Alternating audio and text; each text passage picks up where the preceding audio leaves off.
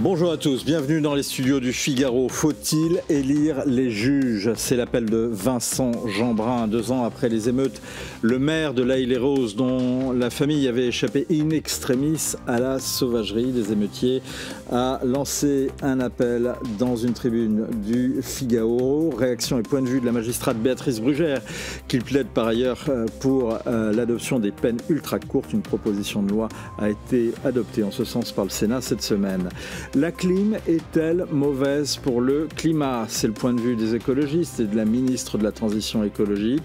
Cécile Maisonneuve avait signé l'an dernier une note passionnante sur la souveraineté énergétique pour la Fondapol. Elle nous donnera son point de vue auparavant. On aura, comme chaque jeudi, le plaisir d'écouter Guillaume Roquette et bien évidemment ses points de vue.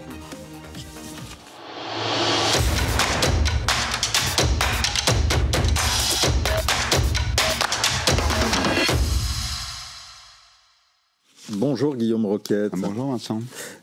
Vous signez un édito cette semaine, avant de revenir sur ce qui s'est passé au LR ce week-end, sur un thème qui est souvent abordé, qui est celui de l'économie et de l'immigration de travail face à la question des métiers en tension. D'abord question, vous réjouissez-vous du remplacement, je n'ose pas dire le grand remplacement de l'homme par le robot? Je dirais que c'est un sujet qui est amoral à mon avis, c'est-à-dire que c'est un sujet sur lequel on ne peut pas porter un jugement de j'aime ou je n'aime pas, parce que c'est un fait. Et dans le passé, à chaque fois qu'on a voulu enrayer le progrès technique, ça a été un échec. Donc je le prends comme une réalité.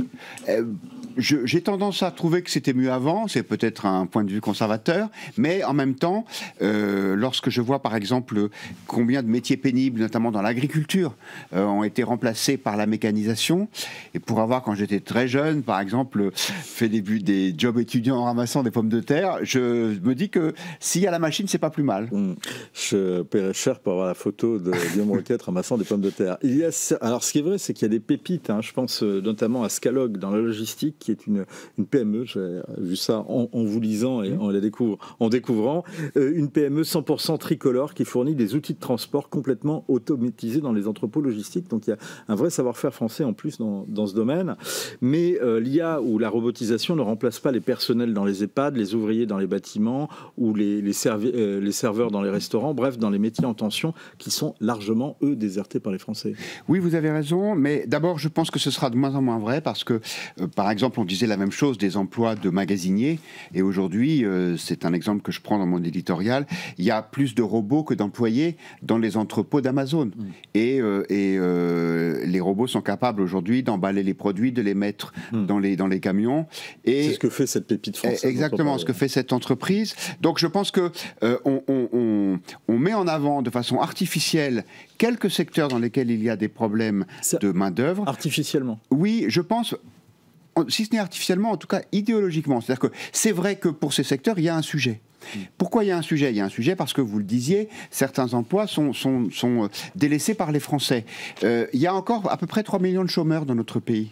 Il y a un système d'indemnisation du chômage qui est l'un des plus généreux du monde. Je pense qu'avant de vouloir à nouveau augmenter l'immigration en rajoutant une couche qui serait celle de l'immigration de travail, on ferait mieux d'abord d'essayer de voir s'il n'y a pas des gens qui pourraient revenir vers l'emploi. Et pourquoi je dis artificiellement? Parce que je pense qu'il y a un certain nombre d'intellectuels, de chercheurs, d'experts qui sont favorables par principe à l'immigration, qui pensent que c'est un enrichissement pour notre pays. Et de dirigeants, et de chefs d'entreprise ou de responsables d'affaires qui ont systématiquement à la bouche le recours à cette main-d'œuvre. Oui, c'est vrai, mais je veux dire que ceux-là, à la limite, ils sont dans leur rôle parce qu'ils ont du mal à recruter et donc ils cherchent la solution. Mais à côté de ça, vous avez des économistes qui ont théorisé ce manque, mais pas, à mon avis, davantage pour légitimer et pour trouver de nouveaux arguments en faveur de l'immigration que pour des raisons valables, d'autant que vous avez par exemple des secteurs d'activité où les Français reviennent quand les conditions de travail sont meilleures. Et les salaires sont meilleurs. Et les salaires aussi, bien sûr, ça fait partie de l'ensemble. Mais est-ce qu'on peut se permettre, dans ces métiers-là, toujours d'augmenter les salaires? Alors, je pense qu'on le peut, à condition d'avoir des niveaux de charges sociales qui sont moins lourds. C'est un ensemble. Si vous voulez, aujourd'hui, nous avons un système social qui est effroyablement coûteux. Et la variable d'ajustement, c'est l'immigration. Sauf qu'en fait, ça ne marche pas parce qu'on s'aperçoit qu'il y a, en tout cas dans l'immigration africaine, un taux de chômage qui est largement supérieur, de l'ordre du double de celui qu'il y a chez les Français. Donc quand on dit on va avoir davantage d'immigrés et ça va régler le problème du chômage, ça n'est pas vrai. On dit on aura davantage d'immigrés et ça permettra de financer nos régimes sociaux. Ce n'est pas vrai puisque, notamment à cause d'un taux de fécondité plus élevé, il y a chez ces immigrés un recours aux aides sociales qui est plus élevé que chez le reste de la population. Et l'apport aux aides sociales, enfin, en tous les cas, le recours aux aides sociales de cette immigration est supérieur à ce qu'elle apporte à ces aides sociales? Alors vous avez une étude qui a été faite dernièrement par l'Observatoire de l'immigration justement sur ce sujet et qui dit que oui, le coût de l'immigration pour l'économie française est supérieur à son apport. Je parlais des prestations sociales, je parlais du taux de chômage, je pourrais aussi parler du logement social. Il y a un accès plus large, plus systématique au logement social chez les personnes immigrées, ce qui est assez logique parce qu'elles ont des situations sociales qui sont moins favorables. Le résultat des courses, c'est que vous avez une pénurie de logements sociaux. Donc c'est tout ce coût-là qu'il faut prendre en compte et je suis vraiment sincèrement désolé que certains secteurs aient du mal à trouver des ressources, mais pour autant, dire que la solution c'est l'immigration, c'est nier le coût collectif qui est considérable. Alors c'est très intéressant de vous entendre parler sur ce coût collectif pour deux raisons. La première raison, c'est que souvent quand on parle du coût de l'immigration, on pense plutôt à un coût extra-économique, le coût culturel, le coût du déracinement, le coût des chocs culturels et des chocs migratoires. Là, ce qui est intéressant, c'est que vous soulignez qu'il y a un coût économique. Deuxième point d'intérêt, c'est qu'il y a une objection par rapport à ce que vous dites. C'est celle que fait l'ancienne ministre Najat Vallaud-Belkacem, qui est aujourd'hui présidente de France Terre d'Asile, qui est la grande association, l'ONG, qui vient en aide aux migrants, et qui est l'invitée d'un débat avec Patrick Stefanini, autre spécialiste de l'immigration, mais lui côté LR, et dans le cadre de l'émission Esprit Libre, qui sera diffusée ce jeudi soir, à partir de 22h30 et animé par Alexandre Devecchio. Je vous propose de l'écouter, on y revient juste après. C'est la façon dont le monde va, c'est qu'il y a en réalité des tentatives permanentes des pays, les uns et les autres, et ça nous arrive aussi à nous, d'essayer de tirer profit d'une situation. Par exemple, quelque part, on peut considérer que nous, en Europe, nous tirons profit du fait de pouvoir attirer à nous des médecins étrangers dont nous n'avons pas payé la formation. Pourquoi on n'en parle jamais de ça ? Nous manquons de médecins, nous avons des déserts médicaux. Nous sommes très contents dans notre hôpital public de pouvoir avoir des médecins qui viennent d'Afrique, du Maghreb, etc. Alors que ce sont leurs pays d'origine qui ont payé toutes leurs années de formation. C'est-à-dire qu'ils nous arrivent, ils sont prêts à l'emploi. Et nous les payons d'ailleurs moins cher que nous ne payons les médecins nationaux. Ce que je veux dire par là, c'est que quand on commence à y réfléchir, dans chaque pays, oui, il y a une volonté de tirer un peu sur la corde d'une façon ou d'une autre et de ne pas respecter des règles équitables. Et c'est à ça qu'on a affaire, en effet, y compris avec ce que vous décriviez sur l'intérêt que peuvent avoir un certain nombre de pays d'origine à bénéficier des transferts de fonds des étrangers qui viennent travailler au Nord. Alors l'émission est à 22h ce jeudi sur le Figaro TV. Les pays de départ, nous dit Najat Vallaud-Belkacem, supportent aussi ce coût de l'immigration et prennent part au coût de l'immigration. Alors d'abord, juste un mot. Najat Vallaud-Belkacem, vous le rappeliez, est la patronne de France Terre d'Asile. C'est-à-dire que l'immigration est la raison d'être de cette structure.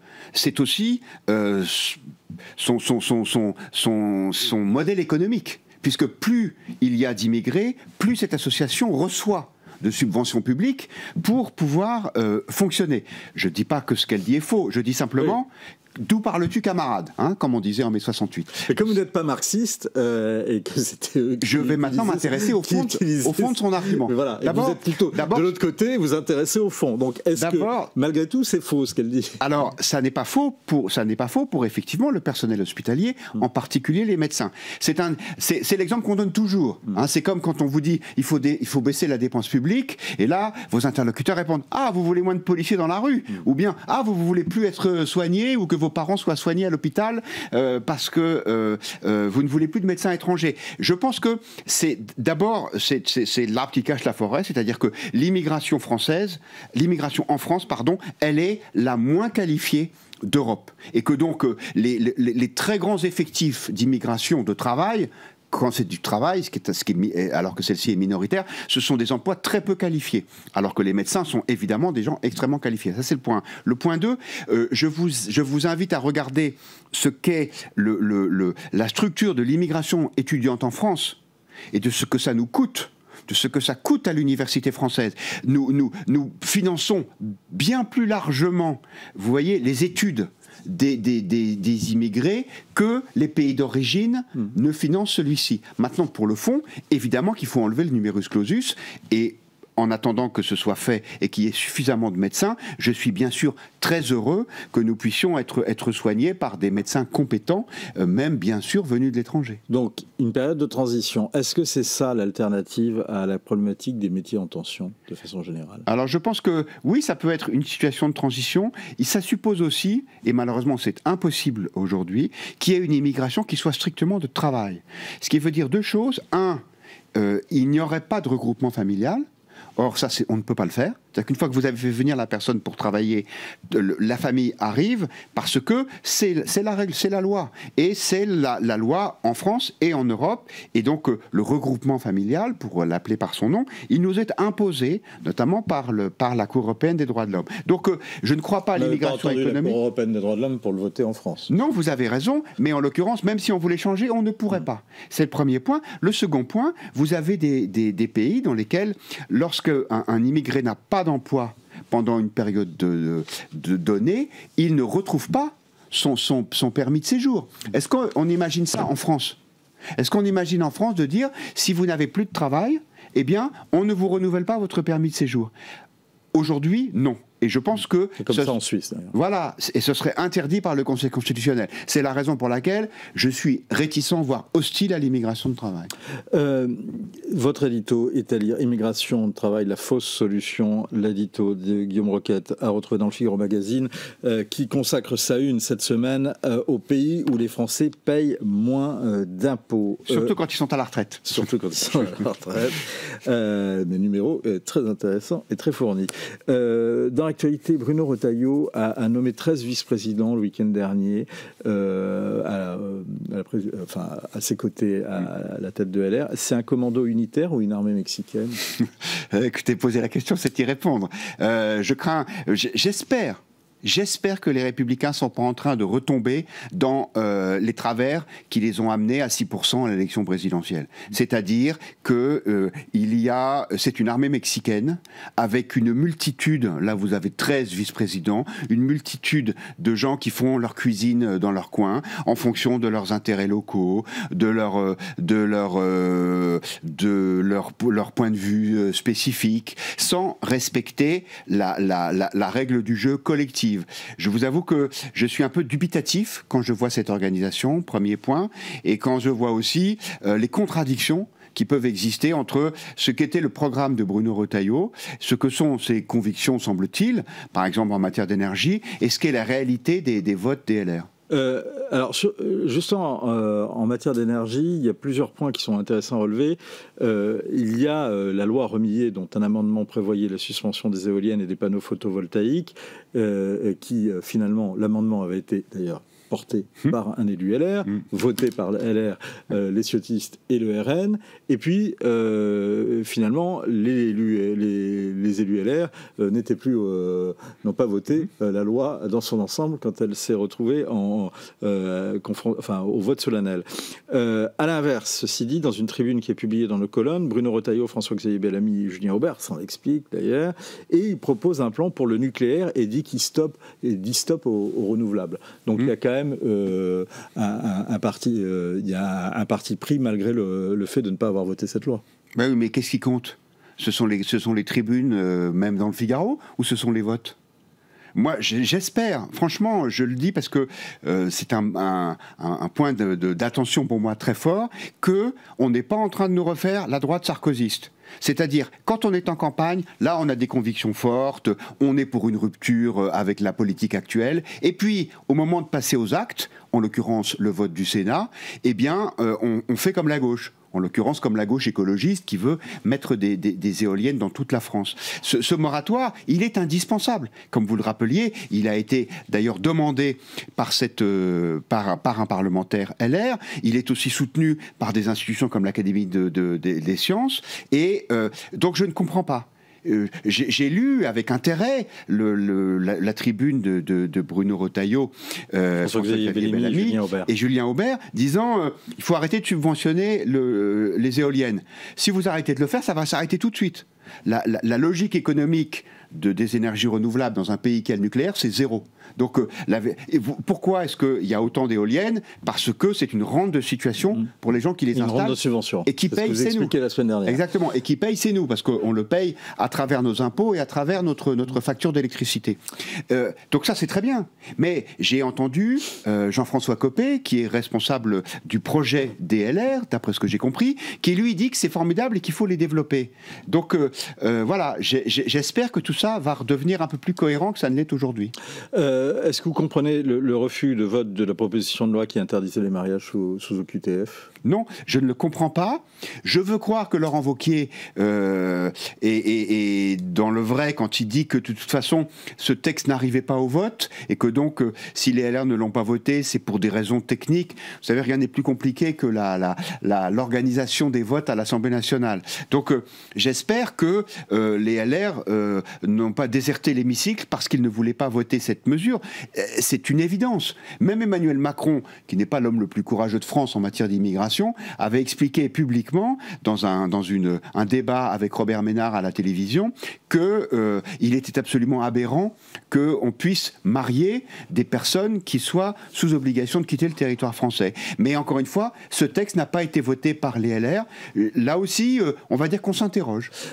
Quand on voit cette organisation qui a été annoncée par Bruno Retailleau samedi dernier, quand on parle en privé avec les dirigeants LR, on a le sentiment qu'ils poursuivent toujours un objectif qui est de s'imposer comme la force centrale qu'elle fut.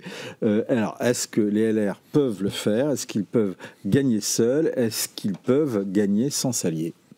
Alors, ils ont raison de vouloir être la force centrale, à condition que ce ne soit pas en étant une force centriste. Donc, si les LR veulent avoir une chance de gagner la prochaine élection présidentielle, il faut qu'ils aient des convictions fortes. Et il faut éviter ce genre de confusion, comme celle sur les deux thèmes dont on vient de parler, les énergies renouvelables et les mariages sous OQTF. Après, soyons clairs, aujourd'hui, les intentions de vote en faveur d'un candidat LR à l'élection présidentielle, c'est 11%.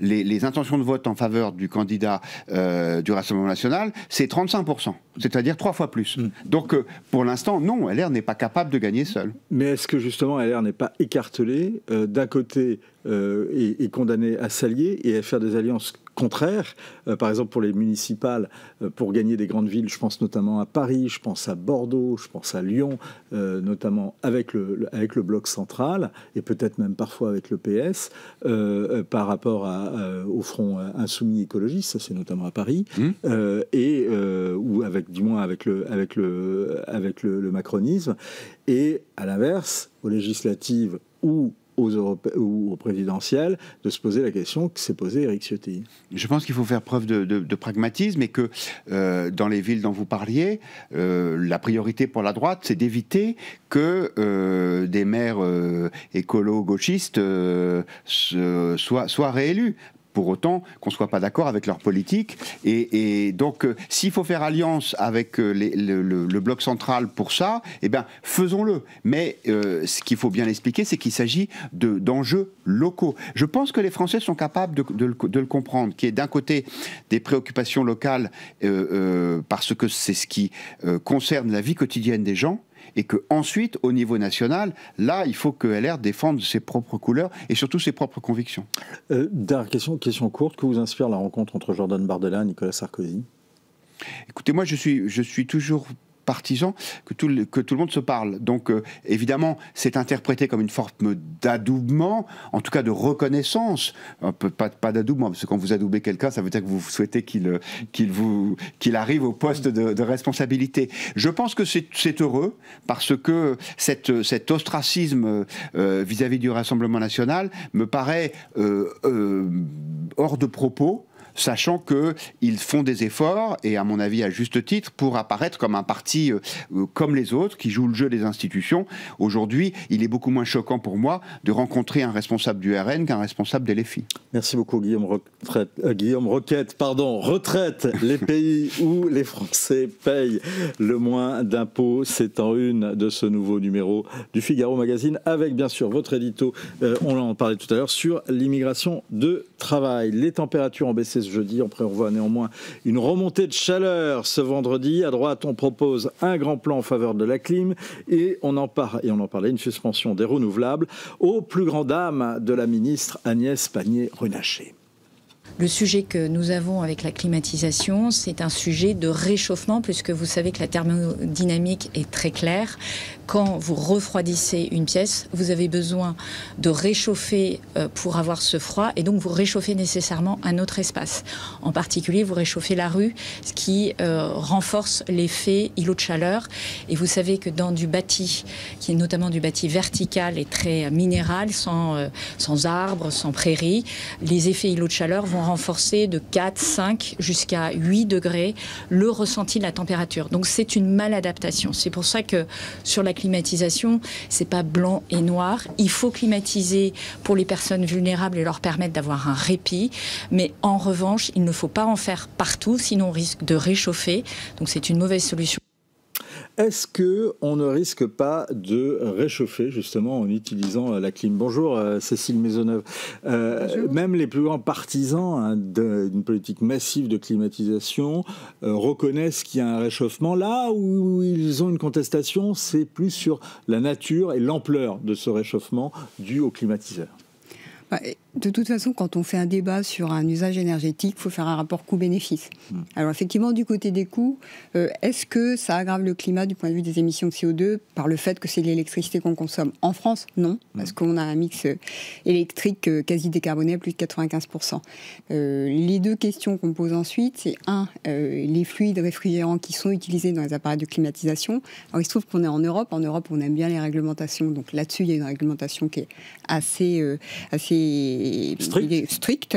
Et puis, en plus, c'est de la technologie, donc c'est une technologie qui évolue, et donc on est de plus en plus efficace. Donc oui, par les fluides réfrigérants, il y a un effet CO2, mais qui est maîtrisable. Et même l'Agence internationale de l'énergie, dans ses travaux, montre que grâce à la technologie, on peut grandement, mais même d'un facteur presque 10, améliorer d'ici 2050 cette techno. Alors, peut-être une amélioration possible sur la technologie, justement, sur les émissions de CO2, mais de façon très terre-à-terre, si je puis dire. Quand vous passez à côté d'un climatiseur, que vous êtes à l'extérieur, on sent que ça tourne, on sent que ça chauffe, et finalement, si on met plusieurs climatiseurs dans une même rue qui est encaissée, qui est sous des températures caniculaires, vous aurez un réchauffement. Alors, là, en fait, il y a aussi pas mal d'études sur le sujet. Premier point, je pense que déjà, sur pas mal de sujets en matière d'énergie en France, il faut qu'on arrête de raisonner en tant que Parisien. Je pense qu'il y a un sujet tout à fait spécifique. Il y a quand même 2 millions de personnes qui vivent à Paris. 2 millions, mais il y a 66 millions de Français. Et Paris est une ville tout à fait spécifique en Europe et même dans le monde occidental. C'est-à-dire qu'elle a une densité de pays en développement. La densité de Paris, c'est celle de Dhaka au Bangladesh, du Caire.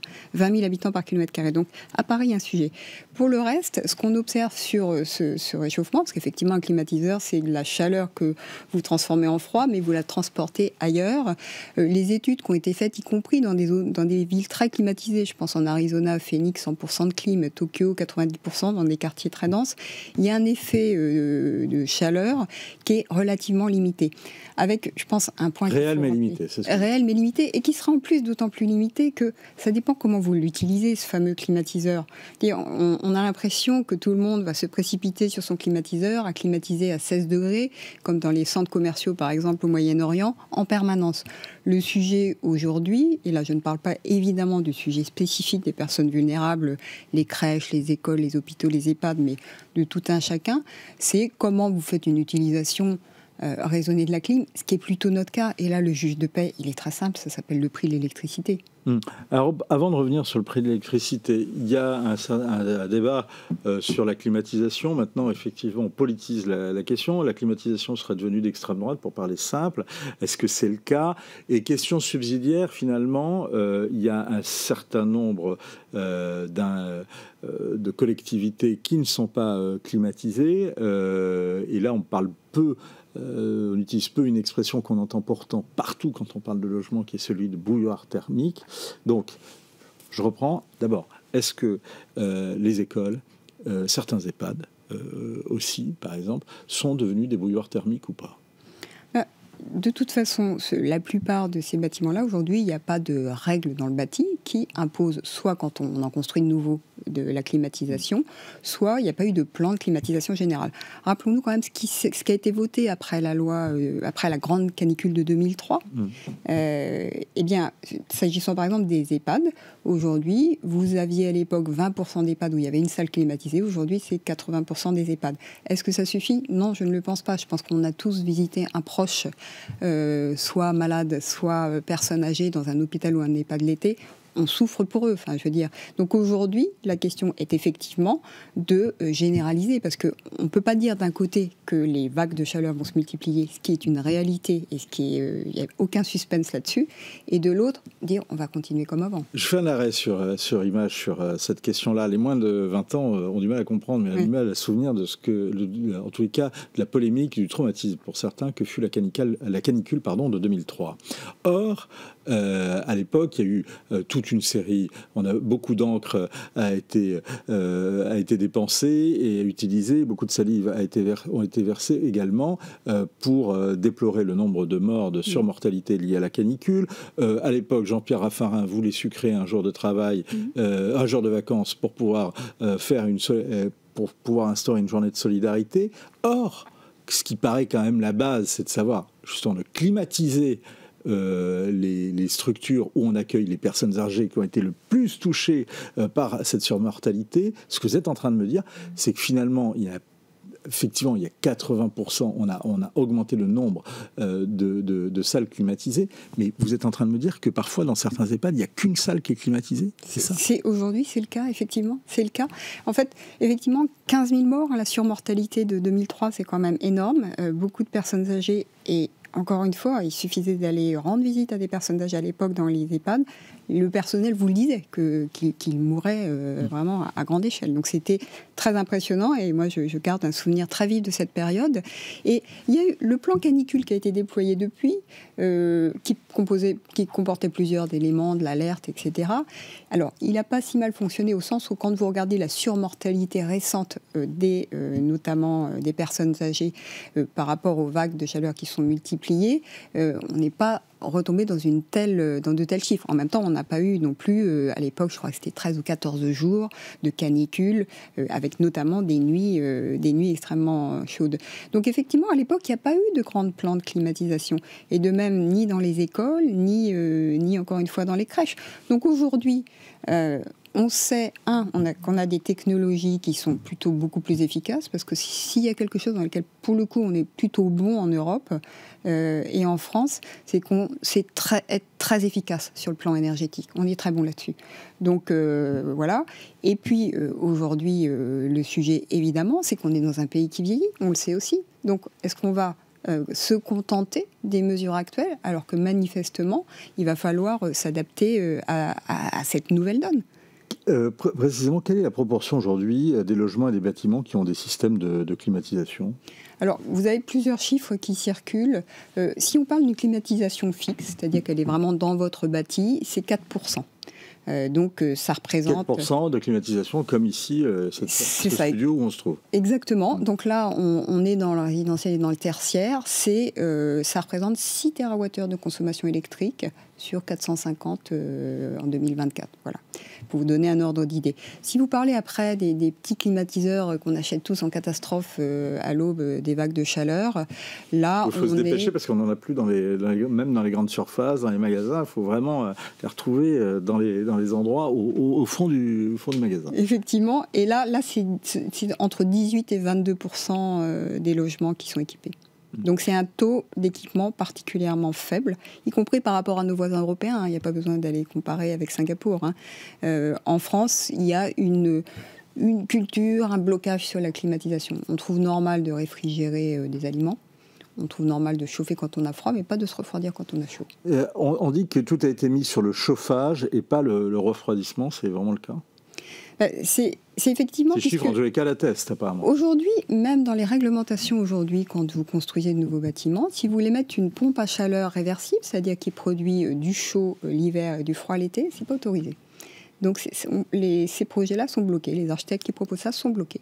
Donc systématiquement... Mais ça l'est pour certains particuliers. Pardon ? Ça l'est pour certains particuliers. C'est les particuliers, après, chez vous, vous faites comme vous l'entendez. Mais là, dans des logements collectifs, c'est pas possible. Donc c'est quand même assez paradoxal, puisque c'est exactement la même technologie, une pompe à chaleur. Et puis ça aurait un immense avantage, c'est qu'on sait tous qu'il faut davantage électrifier le chauffage. Aujourd'hui, vous avez en France 10 à 11 millions de ménages qui se chauffent avec du gaz. Et si vous aviez la possibilité de dire aux gens, écoutez, je sais qu'une pompe à chaleur c'est cher, mais non seulement vous allez pouvoir vous chauffer normalement l'hiver, mais aussi vous refroidir l'été, ce serait une incitation, me semble-t-il, pour remplacer les chaudières à gaz qui, pour le coup, sont coûteuses et sur le plan environnemental et sur le plan des importations d'énergie fossile.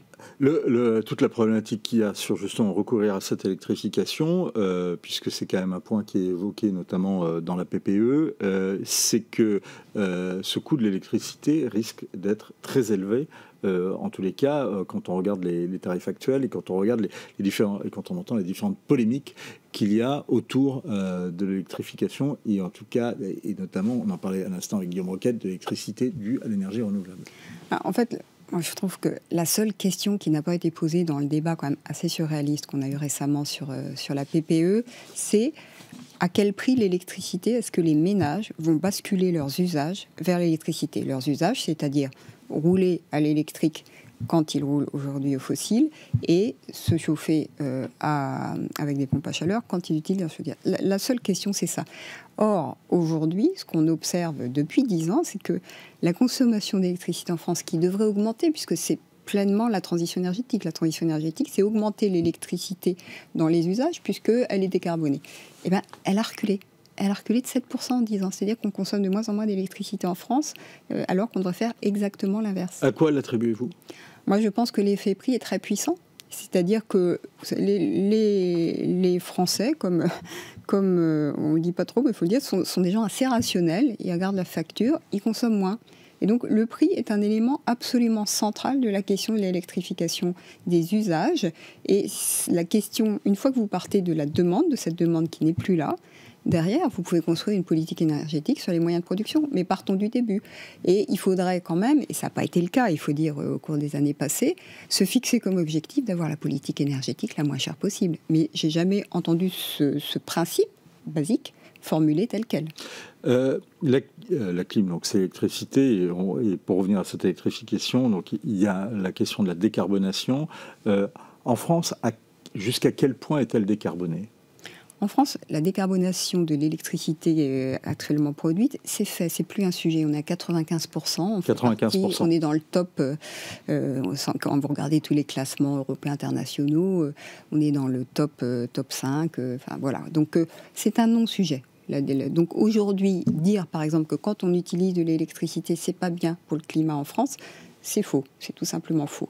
Donc ça, c'est un sujet. La question aujourd'hui n'est plus celle-ci en France. C'est comment, à partir du moment où en France, on est plutôt très bien, tout à fait capable de décarboner l'électricité, aujourd'hui, il faut étendre les usages d'électricité. C'est-à-dire que ce qu'on fait aujourd'hui avec des énergies fossiles, et ça c'est 73% de notre consommation d'énergie, il faudrait pas le faire entièrement à l'électricité, mais beaucoup plus. Vous voyez, l'électricité, c'est 27% de notre consommation d'énergie finale. 73% de notre consommation électrique est encore de l'énergie fossile. Non, la consommation électrique, elle est décarbonée. Mais l'électricité, ça n'est que 27% de l'énergie que vous consommez quand vous prenez votre voiture. 73% de notre consommation d'énergie aujourd'hui est encore de l'énergie fossile.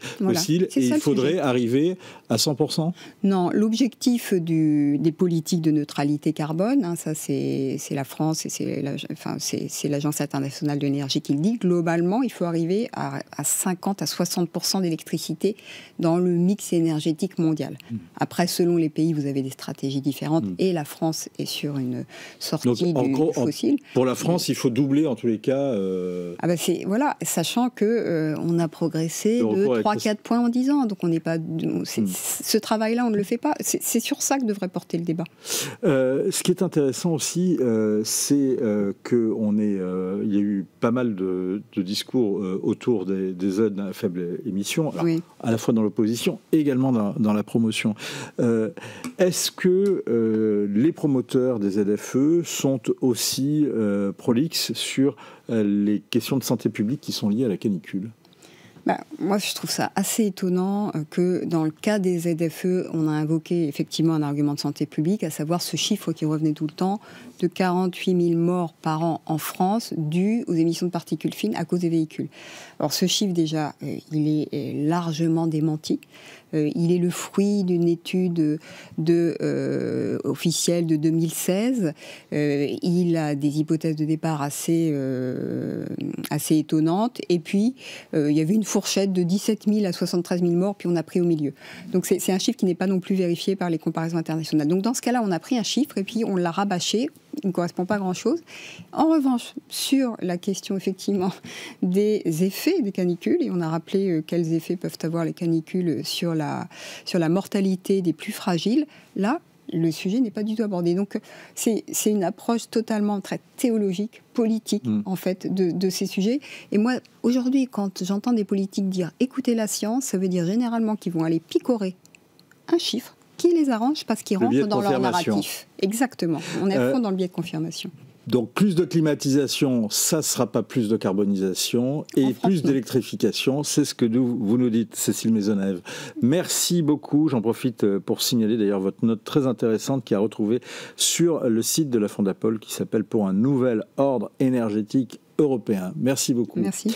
Dans l'actualité aussi, l'appel de Vincent Jeanbrun dans le Figaro à élire les juges, mais surtout à restaurer la confiance avec les citoyens, entre l'institution judiciaire et les citoyens.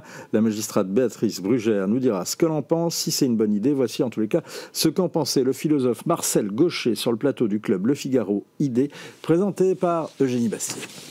Car à ce moment-là, la question qui se pose, c'est d'où les juges tirent-ils leur légitimité ?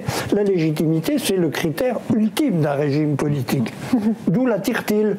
Du concours d'entrée à l'école de la magistrature, ça me paraît un peu faible. Il n'y a pas de diplôme qui me rend légitime. Ça ne s'achète pas non plus au marché. C'est quelque chose qui découle de procédures ratifiées par le juge. En esprit démocratique, normalement, les juges devraient être élus d'ailleurs. C'était l'idée révolutionnaire. Évidemment, l'idée bute tout de suite sur le danger de confier à des gens inexpérimentés, qui n'ont pas la connaissance du droit, d'où le haut besoin de qualification professionnelle, qui est celle qu'on demande aux juges. On veut qu'ils connaissent le droit. Ce serait très embarrassant si ce n'était pas le cas. Bonjour Béatrice Brugère. Bonjour Vincent. On vient d'entendre donc Marcel Gauchet. Faut-il élire les juges ? Alors, d'abord, j'ai une admiration pour Marcel Gauchet. Donc, si Marcel Gauchet pense que c'est une bonne idée, je pourrais revoir ma position dans ce sens. Non, plus sérieusement. Parce que vous êtes une élue, mais vous êtes une élue syndicale. Oui, c'est différent. Alors, il vient de le rappeler d'ailleurs à juste titre, ça a existé, parce qu'on a eu cette tension. En fait, cette idée revient quand il y a une tension dans la société sur la légitimité. Et la question, elle est légitime. Vous le dites vous-même, puisque c'est quand même le titre de votre livre. La question, elle est légitime parce qu'elle pose la question, évidemment, de l'impartialité, qui est une base, une fondation d'une bonne justice. Et elle pose la deuxième question, qui est celle de la responsabilité, si vous voulez, puisque ayant beaucoup de pouvoir, à qui on rend des comptes. Et donc, c'est pour ça que c'est une question qui revient quand il y a une défiance dans la justice. Et il y en a une aujourd'hui, Exactement. C'est ce que souligne quand même Vincent Jeanbrun dans sa tribune parue dans le Figaro, parlant d'une étude du CEVIPOF, disant que c'est 45% des Français qui ont confiance, ce qui est un taux assez bas et en tous les cas moins confiance qu'un certain nombre d'institutions. Alors Vincent Jeanbrun, j'ai pas vérifié, dit que c'est même il y a plus de confiance avec les médias. Je suis pas complètement sûr, mais en tous les cas, si c'est le cas, pouvez vous dire que vous êtes tombé assez bas. Oui, alors pour répondre quand même à votre question, parce que la question, puisqu'elle est posée, il faut y répondre. Il y a déjà eu une expérience sous la Révolution, puisqu'on était dans cette ultime tension, les parlements, vous savez, on a voulu que les juges redeviennent juste la bouche de la loi, donc pas d'interprétation, une interprétation stricte de la loi pénale, etc., pour cadrer les magistrats, justement pour éviter ce que l'on peut critiquer sur des appréciations subjectives. Ça a été un échec, ça n'a pas marché, premièrement. On a quand même aujourd'hui des magistrats qui sont élus, vous le savez. Et c'est ce que j'allais vous dire, il y a les prud'hommes, il y a les tribunaux de commerce. Exactement. Mais alors, pourquoi moi je trouve l'idée sur le plan intellectuel intéressante, parce que c'est la question, et c'est ce que Marcel Gauchet dit, de la démocratie, de la légitimité. Il faut quand même, et c'est Pierre Rosanvallon qui le dit, qui d'ailleurs a été mon professeur à une époque, il le dit, il y a plusieurs sources de légitimité. Pas particulièrement populiste. Il y a plusieurs sources de légitimité, il y a l'élection, mais il y a aussi, en France, il y a le diplôme qui est celui du concours. Or, les magistrats passent un concours, et c'est ça leur légitimité. La vraie question, je trouve, c'est plutôt la question de la responsabilité, de l'impartialité et de la confiance. Il y a une autre... Béatrice Brugère, je me permets de vous couper parce que justement, c'est très intéressant. Vous soulignez la question centrale, celui de la compétence. Et c'est l'une des raisons pour lesquelles ça n'a pas marché au moment de la Révolution, c'est qu'au bout d'un moment, on nommait des gens qui n'étaient plus compétents. Et c'est le grand argument, la grande objection des opposants à l'élection de la justice, c'est qu'on va élire des démagogues ou des gens qui ne seront pas juges ou qui ne seront pas impartiaux. Pire que ça. Dans une société fragmentée, vous prenez le risque du communautarisme, et surtout, vous prenez le risque d'une ultra-politisation. Mais alors on l'a déjà aujourd'hui, l'ultra-politisation. Non. Il y a de la politisation, mais là, vous prenez le risque de politiser de façon institutionnelle des élections. Et là, ça serait extrêmement dangereux. Et à mon avis, c'est pas comme ça qu'on réglera le problème qui est un vrai sujet. Alors justement, c'est un vrai sujet. Peut-être une dernière question sur ça, parce que l'idée qui est soulevée, c'est de dire, il y a deux objections par rapport à ce que vous dites. La première, c'est de dire, on commencerait d'abord par les procureurs, c'est-à-dire ceux qui sont les magistrats qui représentent la politique publique pénale, et de l'autre, en tous les cas, on ne pourrait choisir que parmi des gens qui sont diplômés. Mais c'est une méconnaissance de la part de ce député totale du système. Il ne connaît pas le système. Les procureurs, dans notre système, il n'y a pas de séparation du corps. Il n'y a pas d'un côté, comme aux États-Unis, puisque ça vient des États-Unis un peu cette idée, les procureurs d'un côté et les sièges de l'autre. Notre système permet en permanence de passer du siège au parquet. C'est ce qu'on appelle l'unité du corps, et donc il n'y a pas de séparation entre le siège et le parquet. Donc il n'y a pas cette question de dire on va commencer par les procureurs et après le siège. En fait, nous avons un seul corps, et le magistrat peut devenir parquetier, redevenir au siège. Donc vous voyez bien déjà que le système, ou en tout cas la proposition, mériterait d'être un peu mieux élaborée. Mais sur le fond, je pense que les deux arguments que vous avez évoqués, la complexité du droit, et elle est de plus en plus complexe, et la légitimité aussi du concours, c'est-à-dire dire, de la compétence suffit. La question, elle n'est pas celle-ci. La question, elle est celle que vous avez posée après. C'est celle de la politisation, de l'impartialité et de la responsabilité. Mais l'élection ne va pas du tout gérer ces trois problématiques. Ce que vous êtes en train de nous dire, c'est que l'élection ne garantira pas l'impartialité et la neutralité.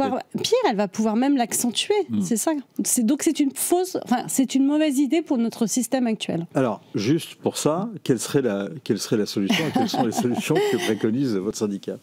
Alors, moi, j'ai pas de tabou sur la question de la responsabilité. Je pense qu'elle est centrale et celle de l'impartialité. Comment on rend compte? Comment les juges rendent compte? Comment les magistrats rendent compte? Nous, on travaille, je reviens par exemple d'Italie, où j'ai rencontré les magistrats italiens. Nous sommes pour un code disciplinaire de façon très claire, c'est-à-dire qu'il faut être extrêmement rigoureux sur les fautes. C'est une façon de rendre compte, c'est aussi de savoir ce qu'on a le droit de faire et ce qu'on a le droit de ne pas faire quand on est magistrat. Donc nous avons incité le Sénat, et ça a été voté sur la dernière loi statutaire, à adopter une charte déontologique, c'est-à-dire renforcer l'impartialité et donc renforcer les manquements à l'impartialité. Eh bien moi je regardais justement la charte italienne que j'ai récupérée des Italiens en une dizaine d'articles. C'est très intéressant, c'est très clair.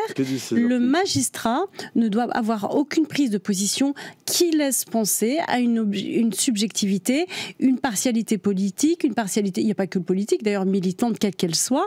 Et à ce moment-là, il faut mettre en place un mécanisme de sanction qui soit réel. C'est pour ça que notre syndicat, mais je ne veux pas trop prendre de temps là-dessus, demande et appelle à une immense réforme du Conseil supérieur de la magistrature pour qu'on ait un Conseil supérieur de la magistrature avec une garantie d'impartialité, que dans ce Conseil supérieur de la magistrature, on ait assez de personnes qualifiées extérieures qui ne soient pas du corps, pour éviter le corporatisme, pour éviter éventuellement... Et comment vous les nommez ? Eh ben justement, c'est là où aussi on propose une autre façon de les nommer, c'est-à-dire avoir beaucoup plus de membres, qu'il n'y ait pas de membres de syndicats qui siègent, comme c'est le cas aujourd'hui, qu'il y ait un mode de scrutin aussi simple qu'un magistrat égale une voix. C'est une vraie révolution. Et donc, qu'on puisse avoir de la motivation. Vous savez, la transparence, c'est la motivation, que toutes les décisions soient motivées. Je voyais en Italie, les magistrats italiens me disaient, et c'est le fondement de la responsabilité, un citoyen, quand il ne comprend pas, quand il est dans la défiance, c'est parce qu'il n'a pas de motivation, et de motivation réelle, sur les prises de décision. Donc il y a la motivation qui est extrêmement importante sur tous les actes que l'on prend, et c'est à partir de la motivation qu'on peut engager une responsabilité. Au cœur de cette défiance, il y a un point sur lequel vous êtes beaucoup exprimé, et on va y revenir parce que c'est très intéressant. Mais au cœur de cette défiance, il y a justement le problème de la sanction, des condamnations. On prend deux événements. On a vu au moment des émeutes une justice étonnamment rapide et ferme. En tous les cas, on n'y était plus habitué, mais on a vu quand même un certain nombre d'affaires, et ça a étonné, dans ce chaos, de voir justement un certain nombre de peines qui ont été fermes et qui ont été vite prononcées. Après les violences qui ont marqué la victoire du PSG ces dernières semaines, en revanche, il y a eu plus de mansuétude, sinon du laxisme. Pourquoi cette différence? Alors, moi, je n'ai pas accès au dossier, donc je lis comme vous, je vois ce que la presse en dit. Je ne suis pas je suis pas en capacité de dire et de faire cette comparaison, j'ai pas assez d'éléments. Mais j'entends l'argument. Mais je ne suis pas en capacité de dire on a été plus laxiste, moins laxiste. Moi, je pense qu'en fait, c'est le système. En tout cas, la perception générale, oui, c'est qu'on est laxiste. Oui, mais je l'entends, la critique. J'ai dit simplement, je n'ai pas assez d'éléments, si vous voulez, pour vous répondre de façon précise là-dessus.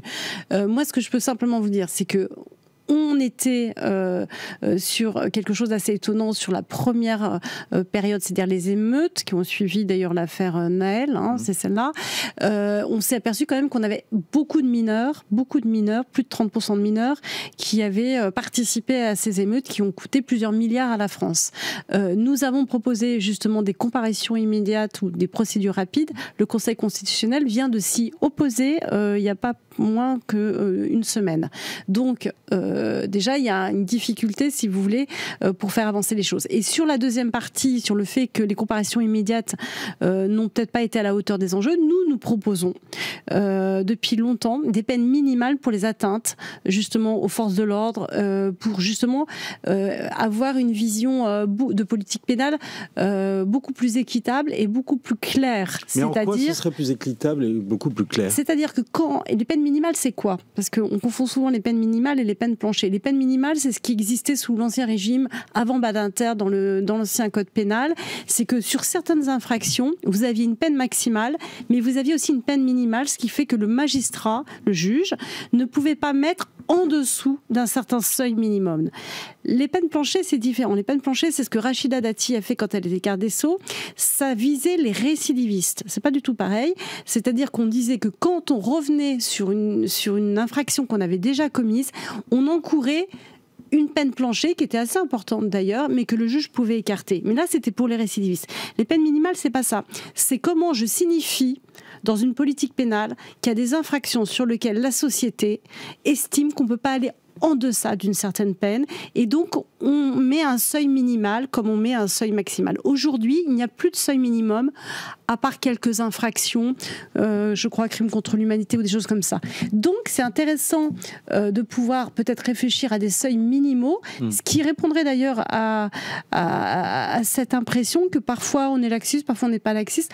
Au moins ça aurait une politique pénale qui pourrait être unifiée. D'ailleurs, je crois que le garde des Sceaux actuel est sur cette position. Alors, vous parlez de peine minimale, vous parlez également de courtes peines.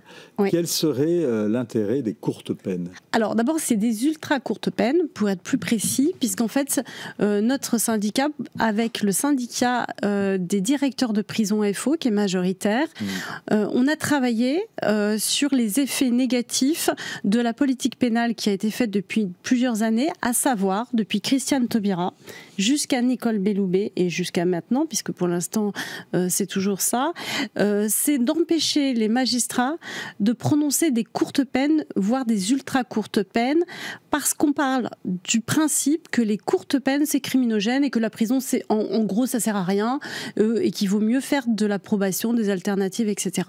Nous on a pris. Donc ce que vous dites, c'est que ce que vous appelez comme courte peine, c'est qu'au lieu de faire du travaux d'intérêt général ou de faire attention à un blâme ou des sursis. Vous allez 15 jours en prison. Oui, parce qu'on a aussi calculé quelque chose qui va vous intéresser, c'est qu'en fait aujourd'hui, avant d'aller en détention, on a à peu près 7 à 8 condamnations. C'est-à-dire qu'on a 7 à 8 condamnations qui font l'objet de mesures alternatives ou de sanctions qui ne sont pas des sanctions. Voilà. Et on a constaté que le report d'une vraie sanction courte, proportionnée, même très très courte, puisque les ultra courtes peines, c'est 7 à 14 jours, c'est ce que d'autres pays utilisent, les démocraties sociales comme les pays scandinaves, mais l'Allemagne ou la Suisse, en fait, avaient 3 effets positifs. Le premier, et il n'est pas moindre, c'est que la sanction prononcée est la sanction exécutée immédiatement. Et qu'il y ait une visibilité, une lisibilité. 2, c'est des courtes peines, donc elles ne désocialisent pas et elles signifient déjà un stop pour ceux qui sont dans une dynamique de délinquance. Troisièmement, elles font chuter, en vrai, la surpopulation carcérale. Nous, on fait l'inverse. On attend très longtemps avant d'envoyer en prison. Du coup, on a un allongement des détentions parce que comme on doit prononcer plus d'1 an avant de mettre en prison, ou alors il faut mettre des mandats de dépôt, en fait, on a un allongement du temps de détention et les prisons débordent. C'est-à-dire qu'on a une surpopulation, non pas parce qu'on met beaucoup de gens en détention, mais parce qu'en fait, quand on les met en détention, c'est trop tard, mais c'est très long. Et donc, en fait, on n'arrive pas à juguler la surpopulation, on n'arrive pas à juguler la criminalité, et donc on est à contre-temps, à contresens, et je dirais même à contre-courant de l'opinion, qui, elle, demande des sanctions qui ne soient pas des sanctions de vengeance, mais des sanctions réelles pour stopper la délinquance. Vous dites néanmoins, vous l'écrivez dans une note d'ailleurs, aucune recherche de haut niveau a été réalisée au niveau mondial sur les courtes peines. Sur les ultra courtes peines, on a en fait, c'est sur la probation surtout. C'est-à-dire qu'aujourd'hui, la probation telle qu'on l'a fait aujourd'hui en France ne démontre pas qu'elle sert à quelque chose en termes de récidive et en termes de stop à la délinquance. Ce qui fait que tous les pays qui utilisent beaucoup la probation, comme les travaux d'intérêt général ou le bracelet électronique ou autre chose, en fait, ne sont pas probantes en termes d'efficacité. Or, on en fait 70%. En revanche, il y a une étude sur les ultra courtes peines qui a été faite d'ailleurs par Kilias en Suisse, et c'est ce que font les Pays-Bas, c'est ce que font l'Allemagne sous le régime des jours amendes, c'est que eux, plus ils utilisent des ultra courtes peines, plus leurs prisons se vident. Donc c'est hyper intéressant. Et en plus, on a une autre étude de 2016 du ministère de la Justice qui démontre que quand on incarcère pour la première fois tout de suite, en fait, ça fait baisser le taux de récidive. De votre point de vue, il n'y aurait pas besoin de quand même continuer le programme de construction de prisons ? Mais complètement. Non seulement il faut le continuer, parce que de toute façon, on est en sous-équipement carcéral, mais il faudra surtout le continuer pour pouvoir faire des prisons qui soient adaptées aux ultra courtes peines qui n'ont rien à voir avec les détentions qu'on a aujourd'hui. Je rappelle encore, c'est 7 à 14 jours, donc on n'a pas besoin d'avoir des prisons ultra sécurisées. Merci. Et donc c'est ça qui est intéressant. Merci beaucoup Béatrice Brugère. Je rappelle votre livre Justice, la colère qui monte. C'est à lire et c'est aux éditions de l'Observatoire. Point de vue, c'est fini. On se retrouve demain, même heure, même endroit.